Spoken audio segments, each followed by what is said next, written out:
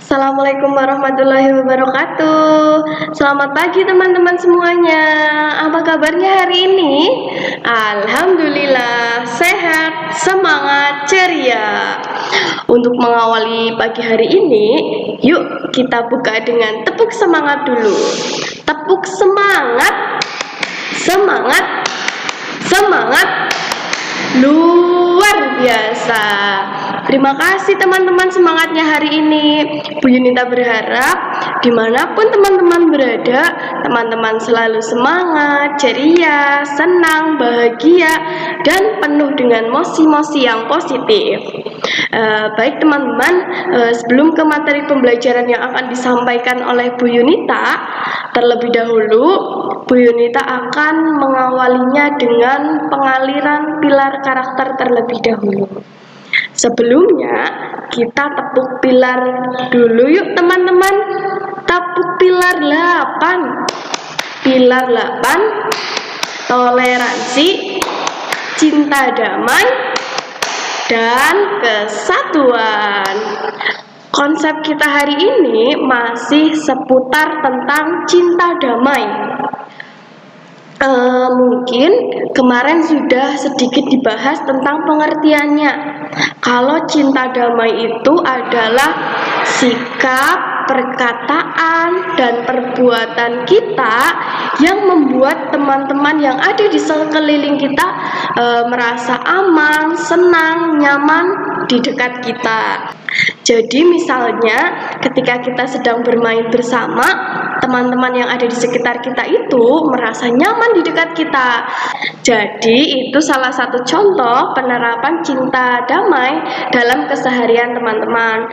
Contoh yang lain ada ketika kita lagi bermain, kita bilang terima kasih ketika diingatkan. Tidak ada tuh yang namanya marah-marah.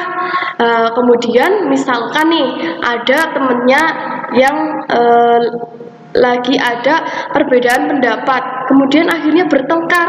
Nah, salah satu contoh anak yang menerapkan cinta damai pasti melerai, mengingatkan, menasehati sehingga kita semua itu bisa bermain bersama tanpa harus ada marah-marah, kemudian rasa yang tidak enak, tidak nyaman, kayak gitu. Jadi kita bisa bermain secara damai. Itu yang disebut dengan cinta damai. Baik ya teman-teman, itu untuk sedikit mengingatkan tentang konsep pengaliran cinta damai. Bu Yunita berharap teman-teman bisa menerapkan konsep cinta damai dalam kehidupan sehari-hari, biar hidup kita semakin damai lagi. Oke teman-teman? Oke. Baik, Bu Yunita lanjutkan. Untuk materi kita hari ini adalah tentang pertumbuhan manusia.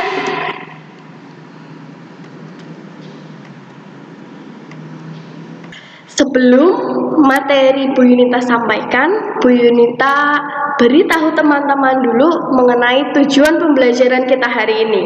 Yang pertama, teman-teman itu diharapkan dapat memahami pertumbuhan manusia mulai dari merangkak, jalan, dan sampai sekarang.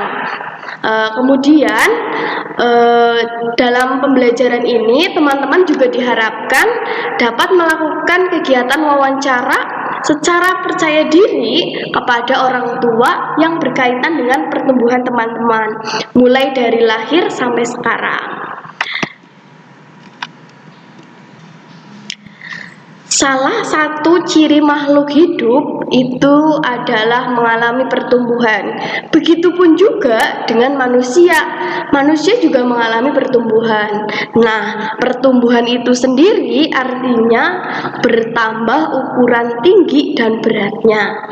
Misalnya kalau waktu bayi beratnya cuma 3 kilo, sekarang sudah 48 kilo misalkan. Nah, itu kan mengalami pertumbuhan.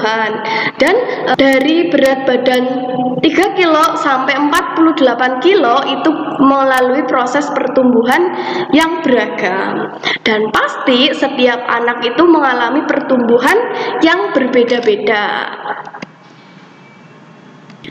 Baik teman-teman, coba perhatikan gambar Udin berikut ini. Apakah kalian dapat menemukan perubahan yang dialami Udin berdasarkan gambar tersebut? Coba perhatikan, ada 5 gambar utama. Mulai dari Udin masih digendong, merangkak, berlatih berjalan, minum susu sendiri, sampai makan sendiri. Itu pasti mengalami yang namanya perubahan. Itulah yang disebut dengan pertumbuhan. Ini adalah proses pertumbuhan Udin mulai dari baru lahir sampai sudah besar. Sekarang, apakah kalian mengalami pertumbuhan seperti Udin? Pasti setiap anak itu mengalami proses pertumbuhan, meskipun prosesnya mengalami perubahan yang berbeda antara satu anak dengan anak yang lainnya. Nah, sekarang proyek dari Bu Yunita buat teman-teman di rumah, coba teman-teman cari tahu dari orang tua tentang pertumbuhan teman-teman dari sejak lahir sampai saat ini. Pasti setiap anak memiliki cerita yang berbeda dengan teman yang lainnya. Nah, kemudian ada beberapa informasi yang dapat ditanyakan tentang pertumbuhan kepada orang tua. Yang pertama, ada berat badan saat lahir. Kemudian ada tinggi badan saat lahir. Ada juga kemampuan teman-teman ketika mulai belajar untuk merangkak, sampai momen berlatih berjalan, hingga akhirnya teman-teman bisa berlari dengan lincah. Nah, silakan itu boleh ditanyakan kepada orang tua. Kalau misalkan nih ada fotonya waktu bayi, juga boleh dibawa.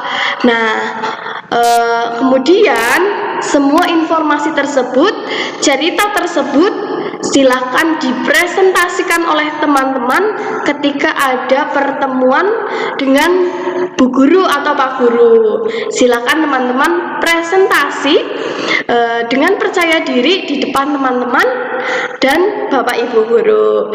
Nah, untuk membantu memudahkan teman-teman ketika bertanya kepada orang tua, Bu Yunita akan mengarahkan teman-teman sebelum melakukan wawancara kepada orang tua.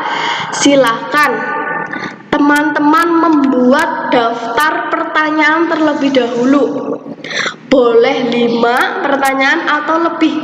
Bahkan kalau sebanyak-banyaknya pertanyaan yang ditanyakan kepada orang tua, itu jauh lebih baik. Contoh ya, ditulis tuh di daftar pertanyaan, berapa berat badanku waktu lahir, tanda tanya misalnya. Kemudian ketika bertanya sama ibu, sudah ada panduannya, itu yang akan memudahkan teman-teman, jadi nggak lupa. Misalnya dengan melihat daftar pertanyaan tersebut, teman-teman jadi ingat, oh iya, ini loh yang mau aku tanyakan semuanya kok ke ibu atau ke ayah gitu. Misalnya berapa berat badanku waktu lahir, Bu? Atau bisa menanyakan apapun yang berkaitan dengan pertumbuhan teman-teman ketika masih kecil. Begitu ya teman-teman. Ya, jadi begitu, itu materi yang bisa Bu Yunita sampaikan buat teman-teman. Semoga yang sedikit ini bermanfaat untuk teman-teman semuanya. Kalau ada kesalahan dalam menyampaikan materi atau ada tutur kata yang kurang santun atau kurang berkenan di hati teman-teman, mohon ikhlasnya untuk dimaafkan ya. Sekian dari Bu Yunita hari ini.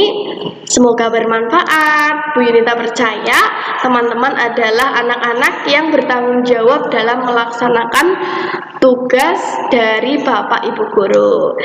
Terima kasih atas perhatian teman-teman semuanya. Wabillahi taufiq wal hidayah. Wassalamualaikum warahmatullahi wabarakatuh.